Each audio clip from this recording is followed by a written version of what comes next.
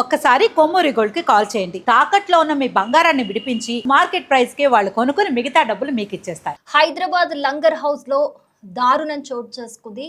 ఒక pub dancer ఒక హోటల్లో నిన్న అర్ధరాత్రి బలవన్మరణానికి పాల్పడింది. అసలు ఏం జరిగింది డీటెయిల్గా చూద్దాము. సో రేణుక అనే ఒక అమ్మాయి, తను ఒక pub dancer, kings and queens అనే పబ్లో ఒక డాన్సర్గా వృత్తిరీత్యా పనిచేస్తోంది. సో తను ముందు నుంచి పేరెంట్స్తోని ఉండేది. యాక్చువల్గా తను డివోర్స్డ్ లేడీ. ఒక 7 ఏళ్ల కుమారుడితోని వాళ్ళ పేరెంట్స్తోని కలిసి ఉండేది. అమ్మ, నాన్న, ఒక అక్క, ఒక అన్న, వీళ్ళతోని ఫ్యామిలీతోని కలిసి ఉండేది. కానీ రీసెంట్గా వాళ్ళతోని కూడా కొన్ని గొడవల కారణంగా తను రీసెంట్గానే కుక్కట్పల్లికి వాళ్ళ ఫ్రెండ్ సత్యతోని కలిసి ఉంటున్నట్టుగా తెలుస్తోంది, వాళ్ళ బాబుని తీసుకొచ్చుకొని. సో తను డివోర్స్డ్ కాబట్టి రీసెంట్గానే గోల్కొండకు చెందిన ఫారూక్ అనే ఒక అబ్బాయితోని తనకైతే పరిచయం ఏర్పడింది. తను ఒక ముస్లిం, తిను ఒక హిందూ అనమాట.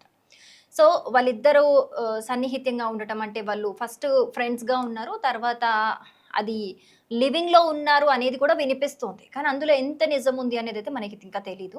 సో అసలు ఏం జరిగింది అని అంటే, జూలై 1 నైట్ లంగర్ హౌస్లోని వి గ్రాండ్ హోటల్లో అయితే వీళ్ళిద్దరూ రూమ్ తీసుకోవడం జరిగింది కలిసి. సో వీళ్ళిద్దరూ రూమ్ తీసుకున్నారు, కానీ అక్కడ వీళ్ళిద్దరికైతే ఎలాంటి గొడవ అయితే జరగలేదు. సో తను ఆల్రెడీ కొన్ని డేస్ నుంచి కూడా ఫారూక్ అనే అబ్బాయి కాకుండా వేరే 2 ఫ్రెండ్స్ ఉన్నారట రేణుకకి. సో వాళ్ళకి తనకి మధ్య ఒక ఫినాన్షియల్స్కి సంబంధించిన గొడవలు జరుగుతున్నాయి. మేబీ తను మనీ తీసుకుని ఉండి వాళ్ళు అడగడము, మామూలు పద్ధతిలో అడగకుండా బూతులు మాట్లాడుతూ ఉండడము, ఇలాంటివి జరుగుతూ ఉన్నాయి. సో ఆ సిచ్యువేషన్లో కూడా వాళ్ళతోని మాట్లాడినట్టుగా తెలుస్తోంది రేణుక అనే అమ్మాయి. సో ఇక్కడ రేణుక చనిపోయే ముందు యాక్చువల్గా తను బలవన్మరణానికి పాల్పడింది. వాళ్ళ ఫ్రెండ్కి వీడియో కాల్ చేసి మరి ఇది నీ బర్త్డే గిఫ్ట్, ఇదే నా చావే నీకు బర్త్డే గిఫ్ట్ అని చెప్పేసి ఆ అమ్మాయి వీడియో కాల్ చేసి మరి అక్కడే సూసైడ్ చేసుకున్నట్టుగా తెలుస్తుంది. సో వాళ్ళ ప్రూఫ్ కూడా తీసుకున్నారనమాట, ఇది జరిగింది అని చెప్పేసి. కానీ ఇక్కడ ఆ అమ్మాయి సూసైడ్ అయ్యింది, పక్కా ఆధారాలతో సహా చెప్తున్నారు పోలీసులు కూడా. కానీ రేణుక పేరెంట్స్ ఎవరైతే ఉన్నారో వాళ్ళు ఏం చెప్తున్నారు అని అంటే, ఖచ్చితంగా ఇందులో ఫారూక్ పాత్ర ఉంటుంది, ఫారూక్ వల్లే మా అమ్మాయి చనిపోయింది, మీరు కరెక్ట్గా ఇన్వెస్టిగేట్ చేయండి అని చెప్పేసి పోలీసులను చెప్తున్నట్టుగా తెలుస్తోంది. సో ఇలా ఇన్వాల్వ్ అయ్యేసరికి పేరెంట్స్ ఇన్వాల్వ్ అయ్యి ఇలా చెప్తున్నప్పటికీ ఇది ఒక లవ్ జిహాద్ కేస్గా అనే కోణంలో కూడా పోలీసులు దర్యాప్తును స్టార్ట్ చేశారనమాట. అంటే ఈ అబ్బాయి ట్రాప్ చేశాడా, ట్రాప్ చేసి ఇంకా ఏమైనా జరిగిందా, ఇదంతా ముందు అంటే ప్రూఫ్లకు మట్టుకు ఇలా కనిపిస్తుంది, కానీ బ్యాక్గ్రౌండ్లో ఇంకేమైనా జరిగిందా, ఈ అబ్బాయి హస్తం ఉందా, ఇలాంటి కోణంలో అయితే పోలీసులు అయితే ఇప్పుడు దర్యాప్తు చేస్తూ ఉన్నారు. కానీ అక్కడ సీసీటీవీ ఫుటేజెస్ చూసినా క్రిస్టల్ క్లియర్గా పోలీసులు కూడా చెప్తూ ఉన్నారు, ఆ అమ్మాయి చనిపోయిన టైంలో ఫారూక్ అనే అబ్బాయి అక్కడ లేడు. తను రూమ్లో ఉండి బయట ఫంక్షన్కి వెళ్తున్నా అని చెప్పేసి ఫంక్షన్కి వెళ్ళాడట, తర్వాత తిరిగి వచ్చాడట. అసలు మరి ఫంక్షన్కి వెళ్ళాలి అనుకున్న ఒక అబ్బాయి వాళ్ళిద్దరు కలిసి రూమ్ తీసుకోవడం ఎందుకు, తనని ఒక్కదాన్ని రూమ్లో ఉంచడానికి రూమ్ తీసుకోవడం ఎందుకు, తీసుకోవాల్సిన అవసరం లేదు కదా.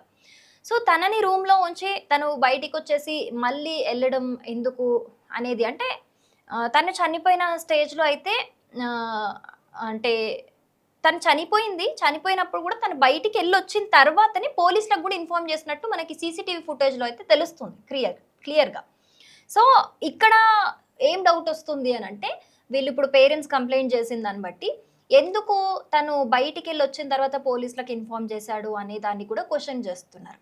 సో ఈ రకంగా కూడా పోలీసులు ఇన్వెస్టిగేట్ చేస్తున్నారు. కానీ ఏవైతే ఇప్పుడు ప్రూఫ్స్ కనిపిస్తూ ఉన్నాయో ఆ ప్రూఫ్స్ కనిపిస్తున్న దాన్ని బట్టి చూస్తే ఫారూక్కి రేణుకకి అయితే ఎలాంటి గొడవ జరగలేదు, వీళ్ళ మధ్య ఘర్షణకి కారణమే అయితే అది కారణం కాదు, ఇంకా ఏదో తను ఫైనాన్షియల్గా ఏదో బయట మెంటల్ స్ట్రెస్, ఫ్రెండ్స్తో ఉన్న గొడవల వల్ల తను డిప్రెస్ అయిపోయి ఇంకా ఏవో కారణాలు ఉన్నాయి అన్న కోణంలో అయితే పోలీసులు దర్యాప్తు చేస్తున్నారు. అంటే క్రిస్టల్ క్లియర్ అక్కడ కనిపిస్తుంది, ఆ ప్రూఫ్స్ అవే కనిపిస్తున్నాయి. ఎందుకంటే ఎవరికైతే వాళ్ళ ఫ్రెండ్కి వీడియో కాల్ చేసి సూసైడ్ చేసుకుందో ఆ స్క్రీన్ షాట్స్ కూడా ఉన్నాయి వాళ్ళకి. సో ఆ ఫ్రెండ్కి గిఫ్ట్, నీ బర్త్డేకి గిఫ్ట్ నేను ఇలా సూసైడ్ చేసుకుంటున్నాను చెప్పడం, ఎక్స్ప్లెయిన్ చేయడము, అంతకుముందే చనిపోయే ముందు వాళ్ళ సిస్టర్కి కూడా తను కాల్ చేసిందట. సో ఇవన్నీ చూస్తే ఇందులో ఫారూక్ హస్తం లేదు, అది పక్కా సూసైడ్ అన్న విధంగానే ఉంది అని చెప్పి పోలీసులు చెప్తున్నారు. కానీ ఇప్పుడు పేరెంట్స్ వన్స్ కంప్లైంట్ ఇచ్చారు కాబట్టి వాళ్ళు లేదు. కానీ ఇక్కడ కట్ చేస్తే ఫారూక్ కూడా వీళ్ళ ఫ్యామిలీకి కూడా మంచి సన్నిహితుడట. అప్పుడప్పుడు ఇంటికి వెళ్ళే వాళ్ళట. వాళ్ళ అమ్మ, నాన్న, అక్క, అన్న అందరూ గూడా ఫారూక్‌కి పరిచయమే అట. వాళ్ళు బాగా ట్రీట్ చేసేవాళ్ళట. అందరూ కలిసే ఉండేవారు. కానీ ఇప్పుడు ఒకటేసారి కూతురు ఇలా సూసైడ్ చేసుకునేసరికి వాళ్ళు బాధతోని ఖచ్చితంగా వీళ్ళిద్దరి మధ్య ఏదో గొడవ జరుగుంటుంది అని చెప్తున్నారు. కానీ ప్రీవియస్‌గా మరి వాళ్ళు చెప్తున్న దానికి రీజన్ మరి ప్రీవియస్‌గా వీళ్ళిద్దరికి ఏమైనా గొడవలున్నాయా? పేరెంట్స్ ముందు వీళ్ళిద్దరేమైనా ఇంట్లో ఉన్నప్పుడు ఎప్పుడైనా వీళ్ళ రిలేషన్ వల్ల ఏమన్నా వాళ్ళు గొడవలకి దిగుంటారా? ఆ డిస్టర్బెన్సెస్ తారస్థాయికి చేరినట్టు పేరెంట్స్ ఏమైనా నోటీస్ చేసుంటారా? ఎందుకనంటే ఇక్కడ పోలీసులు ప్రూఫ్స్‌తో సహా చూపిస్తున్నారు. ఇది సూసైడ్ అని చెప్పేసి. సూసైడ్ అని చెప్తున్నా కూడా సూసైడ్ అని చెప్తున్నా కూడా ఫారూక్ మీదనే పేరెంట్స్ ఒక అబ్యూస్ చేస్తున్నారు అనంటే, అంతకుముందు వీళ్ళిద్దరు కలిసున్నప్పుడు కూడా వాళ్ళకి ఏదైనా గుర్తొచ్చి ఒక అనుమానం అయితే ఉండుంటుంది కదా! అనుమానం ఉంటుంది కాబట్టే వాళ్ళు ఇంకేదైనా వాళ్ళిద్దరి మధ్య డిస్టర్బెన్స్‌లు అవి ఇవి చూసుంటారు కాబట్టి వాళ్ళంత స్ట్రాంగ్‌గా చెప్తున్నారు. లేదు లేదు ఫారూక్ హస్తం ఉండుంటుంది. ఖచ్చితంగా మీరు ఇన్వెస్టిగేట్ చెయ్యండి అని చెప్పేసి. సో మరి లవ్ జిహాద్ అనే కోణంలో కూడా ఇప్పుడు పోలీసులైతే ఇన్వెస్టిగేషన్ అయితే స్టార్ట్ చేశారు. చూస్తూ ఉన్నారు. బట్ ప్రస్తుతానికైతే ఇది పక్కా సూసైడ్ అన్నట్టే మాకు తోస్తోంది. పక్కా ప్రూఫ్స్ అన్నీ ఉన్నాయైతే చెప్తున్నారు. కానీ ఇప్పుడు పరిస్థితి ఎలా ఉంది అనంటే, అసలిప్పుడు ఆ 7 ఏళ్ల బాబు పరిస్థితి ఏంటి? అమ్మ ఆల్రెడీ వాళ్ళ నాన్న దగ్గర లేడు. ఆ బాబు చిన్నప్పుడు అంటే విడిపోయినప్పటి నుంచి కూడా నాన్న ప్రేమ అందలేదు. నాన్న ప్రేమ అంటే తల్లిదండ్రుల ప్రేమ చాలా ఇంపార్టెంట్ పిల్లలకి. కానీ నాన్న ప్రేమకు దూరమయ్యాడు ఆ అబ్బాయి. ఇప్పుడు తల్లి గూడా ఇలా ఆ అబ్బాయి గురించి ఆలోచించకుండా సూసైడ్ చేసుకుంటే, ఇప్పుడు ఆ అబ్బాయి పరిస్థితి ఏంటి? ఎంత అమ్మమ్మ, తాతయ్య ఇప్పుడు వాళ్ళ మామ లేకపోతే పెద్దమ్మ వీళ్ళు అంటే లైక్ వాళ్ళ ఫ్యామిలీ వాళ్ళు ఉన్నా కూడా ఒక తల్లి, తండ్రి లేని లోటు ఎవరు తీరుస్తారు ఆ అబ్బాయికి? రేపు సొసైటీలో అందరూ క్వెషన్ చేస్తుంటే మీ పేరెంట్స్ ఎక్కడ అని ఏం చెప్పుకోగలుగుతాడు? మా అమ్మ సూసైడ్ చేసుకుంది అని చెప్పడంలో గూడా ఎంత పెయిన్ ఉంటుంది. సో, మనము మనకున్న లైఫ్ కమిట్మెంట్స్‌లో మనం చేసే తప్పులకి, మనం చేసే అప్పులకి, లేకపోతే మన చేతులారా కొని తెచ్చుకునే ప్రాబ్లమ్స్‌కి మనం సూసైడ్ చేసుకుంటే శిక్ష పిల్లలెందుకు అనుభవించాలి? ఆ ఇంపాక్ట్ అంతా ఇప్పుడు సరే ఆ అమ్మాయి సూసైడ్ చేసుకుంది. కానీ ఆ పెయిన్ అంతా ఆ ఫ్యామిలీ ఇప్పటికిప్పుడు ఏడ్చి మర్చిపోతారేమో. ఒక 1 ఇయర్‌లో మర్చిపోతారేమో ఆ బాధ. కానీ ఆ బాధని ఆ అబ్బాయి జీవితాంతం భరించాలి. ఇది ఎంతవరకు కరెక్ట్? అమ్మ చేసిన తప్పుకి, సూసైడ్ చేసుకున్న తప్పుకి, లేకపోతే నాన్న డివోర్స్ అని దూరం ఉన్న తప్పుకి, ఆ అబ్బాయి ఎందుకు ఆ పెయిన్ భరించాలి?